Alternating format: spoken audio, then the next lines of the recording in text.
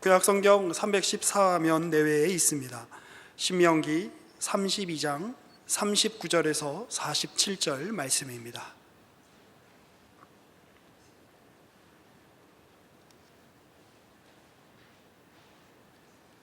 봉독하겠습니다. 이제는 나 곧 내가 그인 줄 알라. 나 외에는 신이 없도다. 나는 죽이기도 하며 살리기도 하며 상하게도 하며 낫게도 하나니 내 손에서 능히 빼앗을 자가 없도다. 이는 내가 하늘을 향하여 내 손을 들고 말하기를 내가 영원히 살리라 하였노라. 내가 내 번쩍이는 칼을 갈며 내 손이 정의를 붙들고 내 대적들에게 복수하며 나를 미워하는 자들에게 보응할 것이라. 내 화살이 피에 취하게 하고 내 칼이 그 고기를 삼키게 하리니 곧 피살자와 포로된 자의 피요 대적의 우두머리의 머리로다. 너희 민족들아 주의 백성과 즐거워하라. 주께서 그 종들의 피를 갚으사 그 대적들에게 복수하시고 자기 땅과 자기 백성을 위하여 속죄하시리로다. 모세와 눈의 아들 호세아가 와서 이 노래의 모든 말씀을 백성에게 말하여 들리니라. 모세가 이 모든 말씀을 온 이스라엘에게 말하기를 마치고 그들에게 이르되 내가 오늘 너희에게 증언한 모든 말을 너희의 마음에 두고 너희의 자녀에게 명령하여 이 율법의 모든 말씀을 지켜 행하게 하라. 이는 너희에게 헛된 일이 아니라 너희의 생명이니 이 일로 말미암아 너희가 요단을 건너가 차지할 그 땅에서 너희의 날이 장구하리라. 아멘. 우리가 청년 예배를 드린 지 2년이 조금 이제 넘어가고 있습니다. 청년 예배를 드리기 시작하면서부터 우리가 사사기 말씀을 보기 시작해서 사사기를 지나 사무엘 상하, 그다음에 열왕기 상하를 끝으로 이제 우리가 이스라엘 국가로서의 이스라엘의 역사를 한번 훑어본 셈이 됐습니다. 국가 공동체로서의 이스라엘의 역사는 그대로가 구약성경 전체의 뼈대를 이루는 골조물입니다. 집을 세울 때 가장 먼저 세우는 골조, 기둥들이라고 할 수 있습니다. 그 위에 여러 가지 많은 것들이 덧붙여지고 집의 모양을 아름답게 하기 위한 많은 것들이 이제 붙여집니다. 그 역사의 이야기 속에 그 개인의 이야기들이 소개되기도 하고 개인의 신앙의 내용들이, 신앙의 표현들이 시편이라는 그 큰 테두리 안에서 하나님께 드리는 감사와 찬양, 탄식과 절망, 이런 모든 것들까지 다 포함해서 그 구약 성경의 역사를 토대로 해서 구약 성경을 이루고 있습니다. 이 역사를 근거로 해서 하나님의 일하심이 구체화됩니다. 시간과 공간이라는 무대 속에서 그 하나님의 언약 당사자 파트너를 통하여 하나님은 어떤 분이시며 그 하나님은 어떤 세상을 그려가고 계시는지, 하나님께서 원래 의도하셨던 세상이 어떤 것이며 하나님께서 이 세상 속에 사람들이 어떤 삶을 살기를 원하시는지를 이 이스라엘 백성을 통해서 보여주시고 있는 것이죠. 그 속을 사는 이스라엘 백성들은 하나님과 교통을 누리면서 하나님과 더불어 그 무대를 살아가고 있는 것입니다. 그러나 이 모든 역사가 근거하고 있는 가장 그 기초에는 모세 오경이 있습니다. 구약 성경의 역사, 이 국가로서의 이스라엘의 역사가 구약 성경의 그 골조물을 형성하고 있지만 그 골조물이 지탱하고 있는 반석, 그 골조물이 그 기초를 두고 서 있는 그 기초는 모세 오경이죠.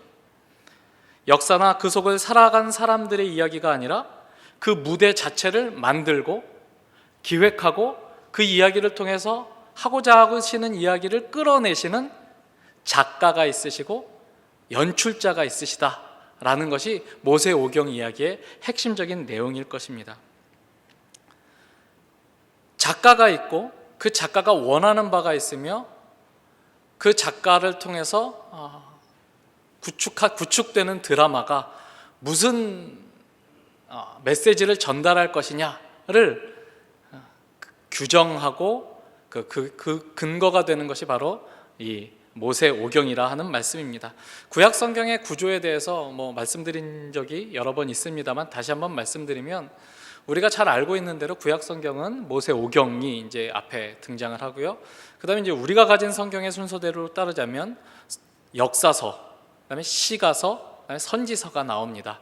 이것은 구약 성경을 역사로 이해한 히브리어를 헬라어로 번역한 70인경의 번역자들이 성경 교육 또 신앙 교육의 용이성을 위해서 시간별로 재배치한 결과물입니다.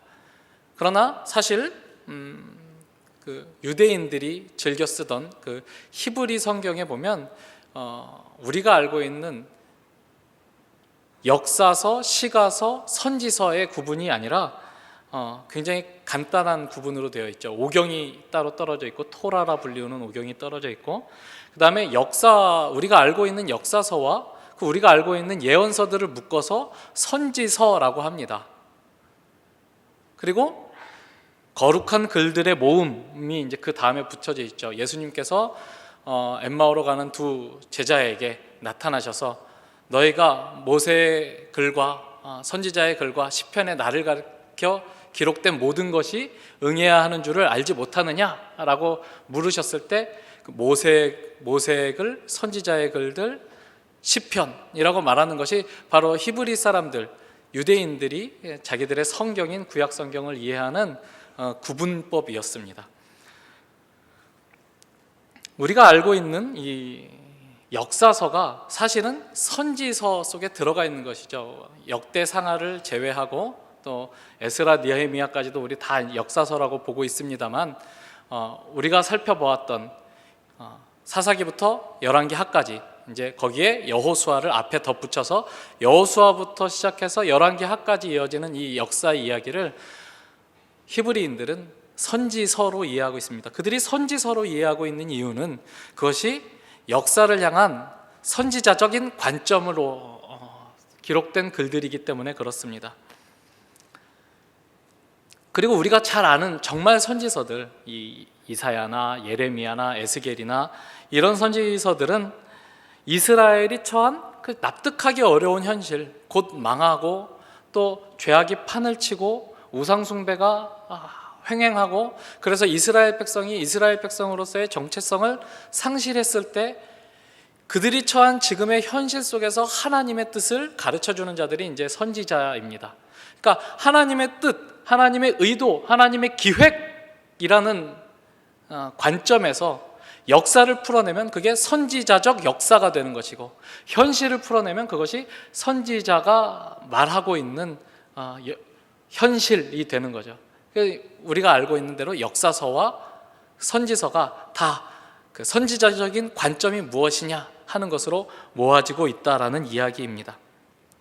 그렇다면 선지자적 관점이라는 것이 무엇이냐 하는 문제를 우리가 좀 생각해 봐야 될 텐데요.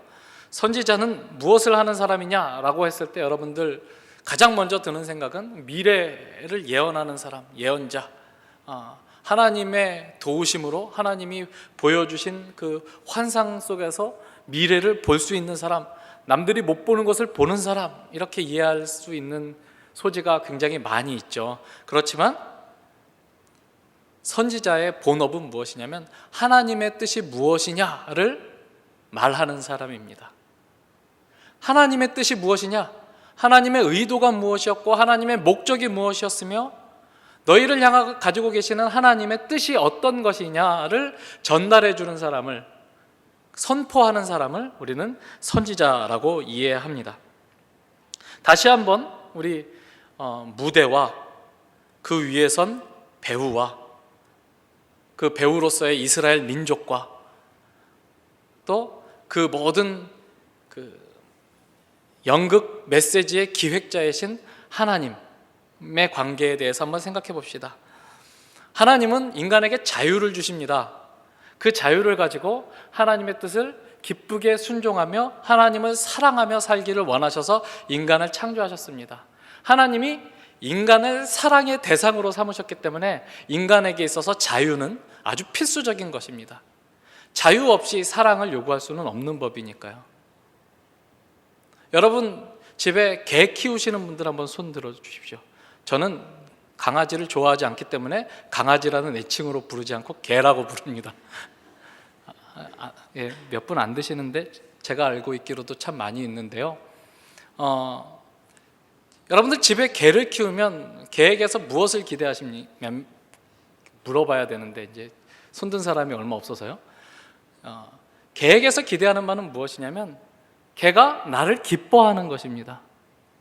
받아주는 것이죠. 좋아해 주는 것. 그러니까 개를 키우는 사람들이 가장 좋아하는 것이 무엇이냐면 아무도 없는 집에 혼자 들어가도 이 개가 꼬리를 치며 반갑게 주인을 맞는다라는 것이죠. 그리고 교감을 한다는 것이죠. 개가 꼬리를 흔들고 그리고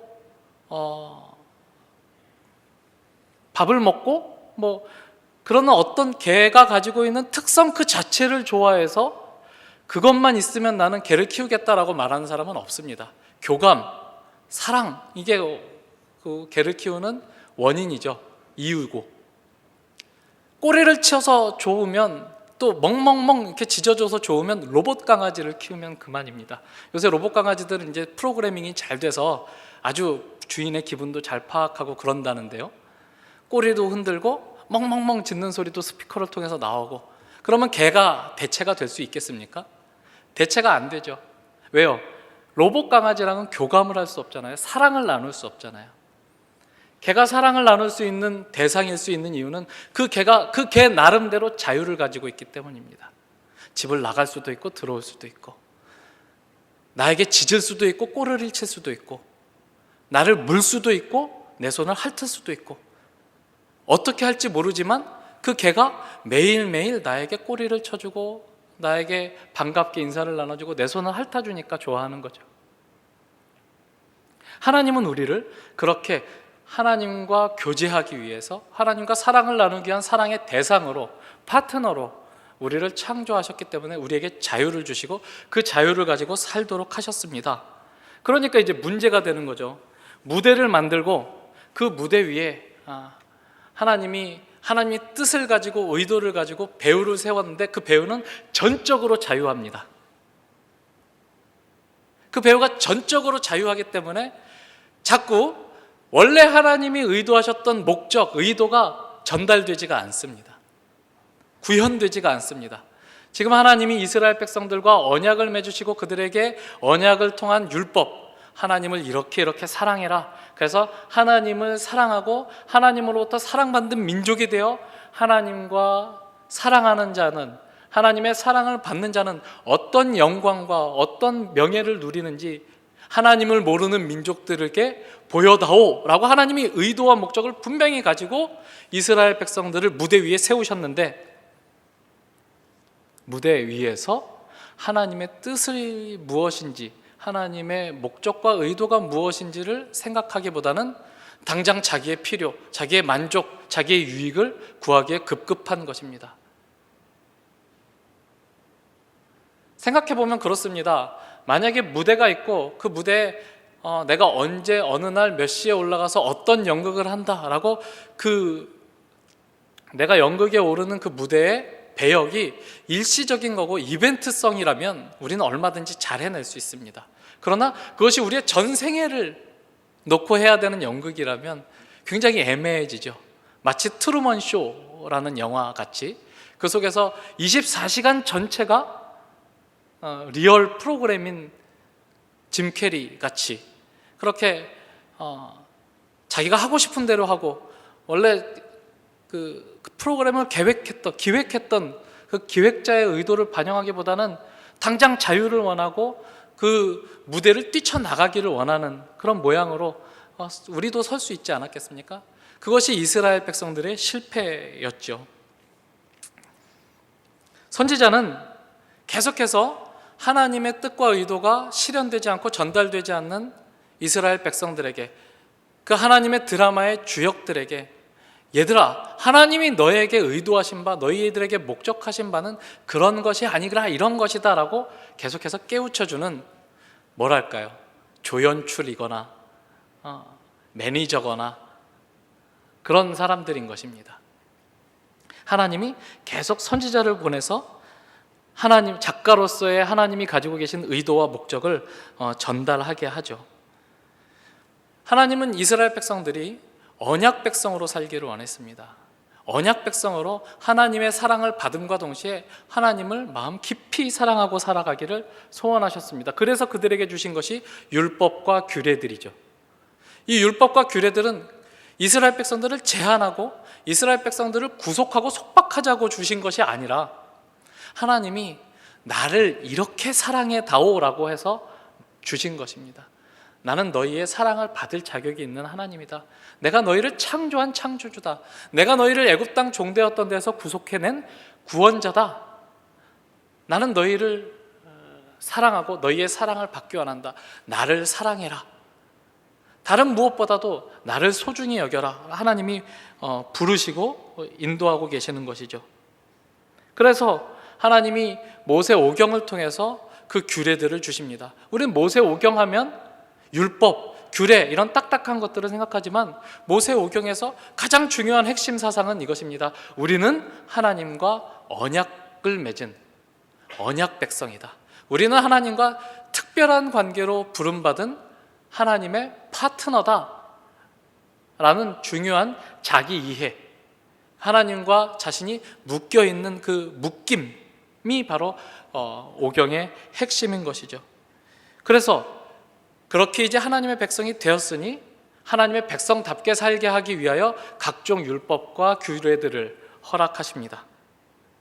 그리고 하나님이 언약을 이제 맺게 하시죠. 이스라엘 백성들이 자발적으로 그 언약에 참여하게 하십니다. 그것이 출애굽기에 이스라엘 백성들이 출애굽해서 나와 시내산에서 맺은 시내산 언약에서 첫 번째로 등장을 하고, 오늘 우리가 읽은 이 신명기에서는 두 번째로 다시 세대가 바뀌고 그 언약을 지켜야 할 환경이 바뀌기 때문에 이제 언약은 광야에서가 아니라 그들이 들어갈 땅 가나안에서 지켜야 될 언약이기 때문에 새롭게 언약이 갱신되는, 그렇다고 해서 내용이 바뀌는 것이 아니라 그 언약을 지켜야 하는 언약의 당사자들과 언약을 지켜야 하는 상황이 바뀌기 때문에 언약을 갱신하는 것이죠. 모압 언약, 갱신된 모압 언약의 그 맥락 안에 오늘 본문이 있습니다. 29장으로 한번 가보겠습니다.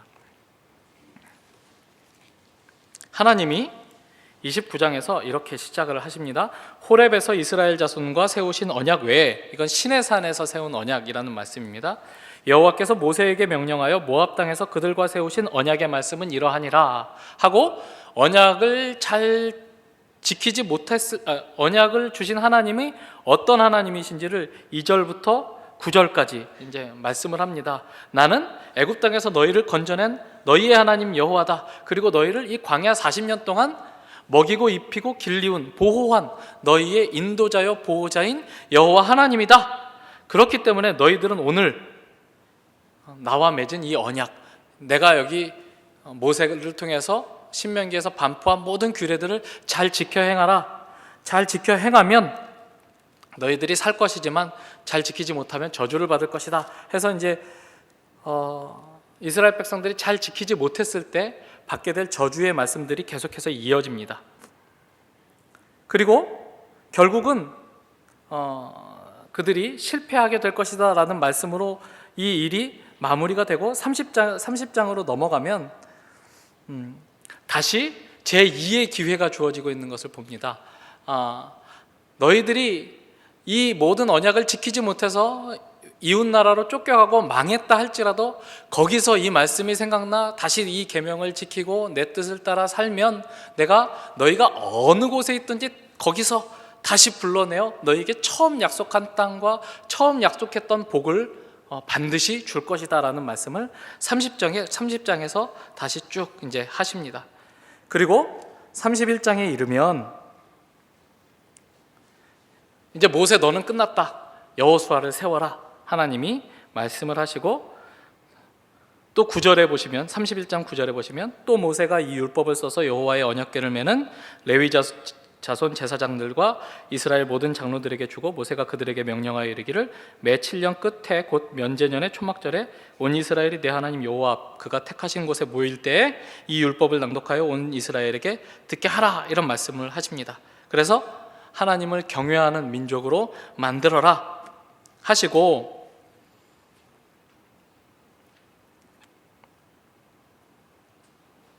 하나님이 20절에 보시면 19절에 보시면 이렇게 계속해서 말씀을 하십니다. 그러므로 이제 너희는 이 노래를 써서 이스라엘 자손들에게 가르쳐 그들의 입으로 부르게 하여 이 노래로 나를 위하여 이스라엘 자손들에게 증거가 되게 하라.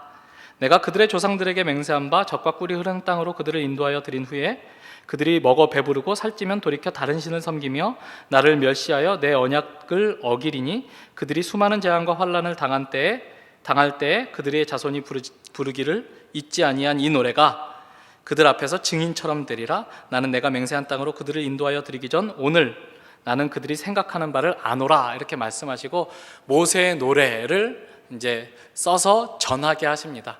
기록하여 많은 사람들에게 들려줍니다. 그 당시에는 이제 기록된 것을 읽을 수 있는 사람들이 많이 없었으니까요. 정말 중요한 것들은 구전으로 전해지게 되는데요. 구전으로 전할 때 이제 가장 손쉬운 방법이 노래로 만들어서 전하는 것입니다. 여러분들 이제 시험 많이 보셨을 때 너무 안 외워지면 말도 안 되는 노래들 이렇게 만들어서 이렇게 외워서 부르잖아요. 그렇듯이 이스라엘 백성들에게 노래로 만들어서 전달합니다. 그것이 이제 32장에 나오는 모세의 노래입니다. 모세의 노래는 무엇을 위해 만드냐면 21절에 하나님의 말씀과 명령을 지키지 않아서 모든 저주가 임하여 그들이 멸망당하고 외국으로 쫓겨났을 때, 그래서 21절에 보시듯이 그들이 수많은 재앙과 환난을 당할 때에 그들의 자손이 부르기를 잊지 아니한 이 노래, 자자손손 대대로 전해져서 들려지는 그 노래가 그들에게 증인이 되리라. 우리가 이렇게 될 것 하나님이 미리 다 알고 계셨고, 하나님이 우리가 이렇게 망해서 외국으로 팔려 나간 것은 하나님이 힘이 없기 때문도 아니고 하나님이 무능해서가 아니라 우리가 하나님 앞에 범죄했기 때문이구나를 알게 하게 하시기 위하여 이 노래를 미리 만들어서 아직 그 일이 일어나기 전에 하나님이 모세를 통해서 전해주시는 겁니다. 그 노래의 내용은 32장에 나와 있습니다만 우리는 이제 가장 마지막 부분만 읽은 거죠. 무엇이냐면 노래의 내용은 너희는 내 민족이다. 그러나 너희는 내 명령을 지키지 않았다. 언약에 신실하지 못했다. 그러므로 내가 너희를 멸망시킨다. 결국 너희는 그것으로 말미암아 하나님의 언약에 불성실함으로 말미암아 이 모든 환난을 겪게 될 것이다. 그런데 이제 39절에 이제는이 왜 나오냐면 그 앞에 부분에서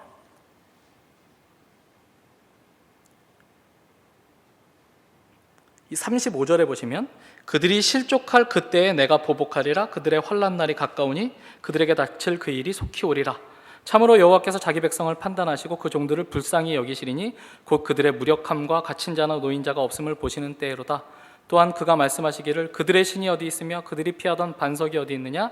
그들의 재물의 기름을 먹고 그들의 전제의 재물인 포도주를 마시던 자들이 일어나 너희를 돕게 하고 너희를 위해 피난처가 되게 하라. 이제는 나 곧 내가 그인 줄 알라 하고 우리가 읽은 본문이 나온 것입니다. 누구에게 하고 있는 말씀이냐면 이스라엘의 대적들, 이스라엘을 망하게 한 그 적국들, 우리가 읽은 열왕기서의 말씀에 따르면 북이스라엘을 망하게 한 아시리아 제국, 그리고 남유다 왕국을 멸망시킨 바벨론 제국에 대하여 하나님이 하시는 말씀입니다. 내가 너희를 보복할 것이다. 내 백성을 멸망시키고 내 백성의 땅을 빼앗은 너희들을 내가 보복할 것이다. 너희의 신에게 구해봐라. 그들이 응답하겠느냐. 그래서 결국은 이제는 나, 곧 내가 그인 줄 알라가 나오는 것입니다.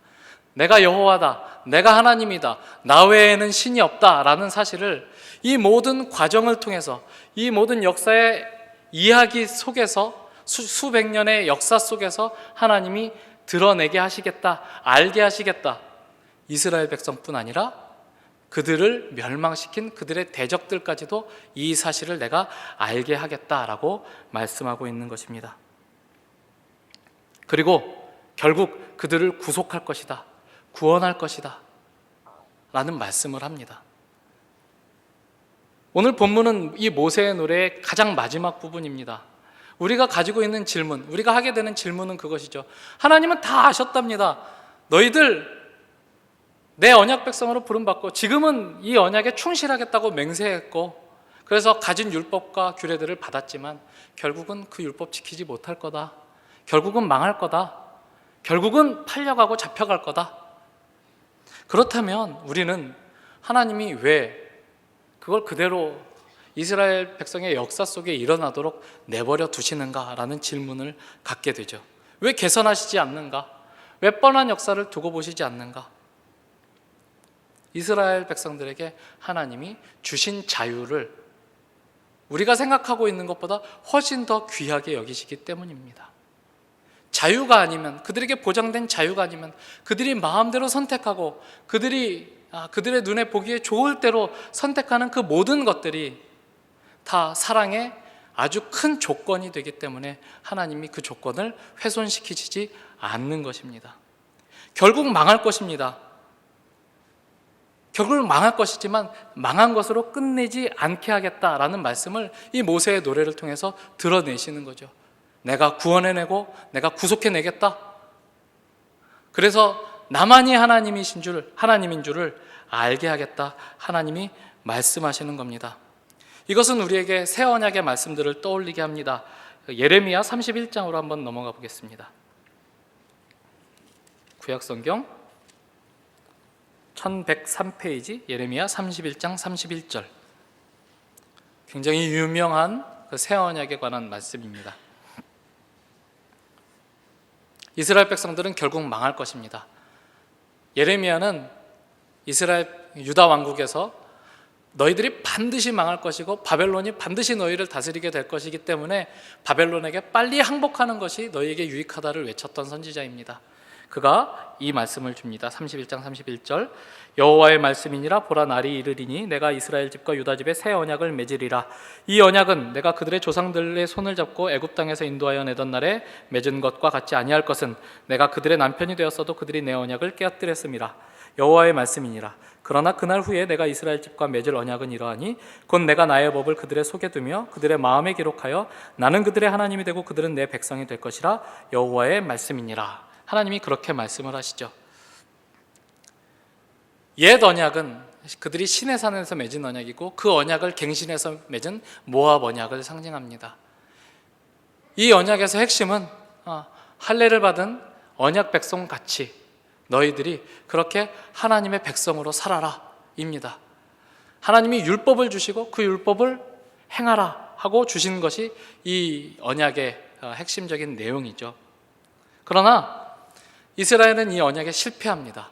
이 언약을 지키는 일에 실패합니다. 그래서 하나님이 새 언약을 주시겠다고 하시는데 그 새 언약은 너희들 바깥에 조문으로 돌에 쓴 문자로 주는 것이 아니라 너희들 마음에 기록된 것으로 줄 것이다 라고 말씀을 하십니다.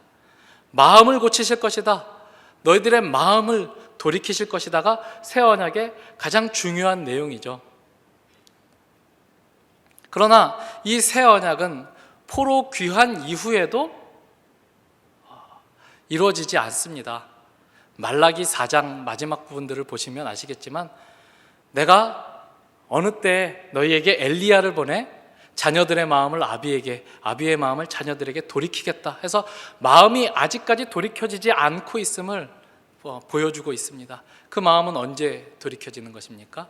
예수 그리스도가 오셔서 우리의 죄를 사하시고 십자가의 구원을 이루시고 성령이 오셔서 우리와 함께 거하게 되실 그때 우리의 마음속에서 일어날 변화입니다. 성령께서 오셔서 하나님이 하신 일, 이스라엘의 역사 전체를 그 배경으로 해서 예수님이 오실 수밖에 없었고 그 예수님을 통해서 하나님이 얼마나 우리를 값지게 여기시며 귀하게 여기시며 사랑하시는가, 우리를 향한 의지가 얼마나 무서우리만치 대단하시냐 하는 것들을 다 나타내 보여주십니다. 자기의 아들을 내어주시면서까지 우리를 결단코 포기하시지 않겠다는 하나님의 사랑과 의지가 굉장한 무게로 소개가 되고 있는 것이죠. 하나님은 우리의 사랑과 우리의 자발적인 마음의 헌신을 요구하십니다. 그래서 우리의 마음을 돌이키실 것입니다. 그러나 성령이 오셔서 하시는 일은 우리의 마음을 조작하는 것도 아니고 우리의 마음이 다시는 죄를 짓지 않을 그런 선택의 여지가 없는 상태를 만드는 것도 아니고 성령이 우리에게 주어졌음에도 불구하고 여전히 우리에게는 죄를 지을 수도 있고 죄를 짓지 않을 수도 있는 선택의 시간들을 열어두고 계시는 것을 보게 됩니다. 우리는 하나님이 주신 시간을 살 것입니다. 그 시간 속에서 많은 기회들을 갖게 될 것이고 많은 선택의 순간들을 하게 될 것입니다. 하나님의 백성다운 선택을 할 수도 있고 하나님의 백성답지 못한 선택을 할 수도 있을 것입니다만 하나님은 우리의 마음에 성령을 통하여 하나님이 하신 일이 무엇인지를 계속해서 소개해주고 계십니다. 우리의 마음을 새롭게 할 수 있는 새로운 길을 열어주십니다. 하나님이 어떤 분이신지, 예수 그리스도가 어떤 분이신지, 우리의 원래 상태는 어떤 모습이었는지 이스라엘 백성들의 역사를 통해 보듯이 그 수많은 시간과 수많은 상황과 수많은 조건 속에서 하나님의 백성으로 산다는 것이 얼마나 어려운 일인지 우리에게 알게 하시지만 우리가 잘못했을 때 그 잘못이 우리의 결과가 되지 않겠다라는 약속을 하나님이 모압 언약에서부터 우리에게 주고 계시는 것입니다. 너희들은 결국 망할 것이다. 그렇지만 그 망하는 것이 끝나는 것이 아니다. 이렇게 말씀하고 있는 하나님의 역사가 신명기에서 이미 소개가 되고 있는 것입니다. 비록 이스라엘은 다 망해버렸습니다. 아시리아가 북이스라엘을, 바벨론이 남유다 왕국을 멸절시켰습니다. 그러나 여전히 그들에게 소망이 있는 것은 하나님이 이스라엘을 결단코 포기하시지 않을 것이기 때문에 그렇습니다. 이 이야기를 모세의 노래라는 그 모세오경 전체의 요약으로서 하나님이 이스라엘 백성들에게 전달해 주고 계시는 것입니다. 그 모세의 노래 마지막에 하나님이 무엇을 요구하십니까? 다시 본문으로 돌아와서 신명기 32장 45절. 모세가 이 모든 말씀을 온 이스라엘에게 말하기를 마치고 그들에게 이르되 내가 오늘 너희에게 증언한 모든 말을 너희의 마음에 두고 너희의 자녀에게 명령하여 이 율법의 모든 말씀을 지켜 행하게 하라. 이는 너희에게 헛된 일이 아니라 너희의 생명이니 이 일로 말미암아 너희가 요단을 건너가 차지할 그 땅에서 너희의 날이 장구하니라. 하나님이 너희들이 망할 것 안다. 너희들을 못 지킬 것 안다. 너희들이 이 언약에 실패할 것을 다 안다. 그래서 너희들은 나라를 잃게 될 것이고 포로로 잡혀가게 될 것이다. 그러나 거기가 끝이 아니다. 그것으로 끝나게 하지 않겠다. 회복시켜주겠다. 구속해주겠다. 말씀을 하시고 이 모든 말씀을 마친 후에 다시 이스라엘 백성에게 그러니 하나님의 백성답게 살아라. 하나님의 명령을 귀히 여겨라. 너희의 실패가 되지 않게 하나님이 우리가 다 이해할 수 없는 놀라운 시간과 또 하나님의 의지와 하나님의 성의를 통해서 우리는 실패하지만 하나님이 그 일을 이루어 가실 것이다를 말씀하신 후에 그렇기 때문에 하나님의 뜻을 따라야 한다. 하나님의 뜻에 복종해야 한다라고 가르쳐주고 있습니다. 우리는 그 일이 어떻게 이루어져 있는지 예수님을 통해 이루어진 그 새 언약의 놀라운 실체들을 다 알고 있는 굉장히 후세에 속한 사람들입니다. 그런 우리들에게도 하나님은 동일하게 골로새서에서 이렇게 말씀하십니다. 신약성경 327면 골로새서 3장으로 한번 넘어가 보겠습니다.